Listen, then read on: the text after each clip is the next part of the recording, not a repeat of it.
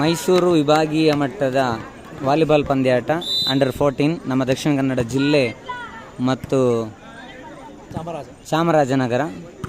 ಈಗ ದಕ್ಷಿಣ ಕನ್ನಡ ಜಿಲ್ಲೆ ಒಂದು ಸೆಟ್ ವಿನ್ ಆಗಿ ಎರಡನೇ ಸೆಟ್ಟಲ್ಲಿ 14 ಪಾಯಿಂಟ್, ಚಾಮರಾಜನಗರ 6 ಪಾಯಿಂಟಲ್ಲಿದೆ.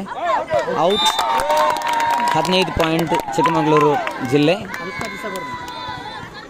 ನಮ್ಮ ದಕ್ಷಿಣ ಕನ್ನಡ ಜಿಲ್ಲೆಯನ್ನು ನಡೆಸ್ತಾ ಇರುವಂಥದ್ದು ಅಲ್ಕಾದಿಸಾ ಕಾವಲ್ಕಟ್ಟೆ ವಿದ್ಯಾಸಂಸ್ಥೆ.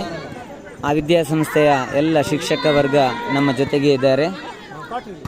ಅತ್ಯಂತ ಜಿದ್ದಿನ ಪಂದ್ಯಾಟ ನಡೀತಾ ಇದೆ. ಇದು ಕಾವಲ್ಕಟ್ಟೆಯ ಹಾರಿಸ್ ಸರ್, ಅದೇ ರೀತಿಯಲ್ಲಿ ಇಲ್ಲಿ ಗೆಲ್ಲಿದ್ದಾರೆ.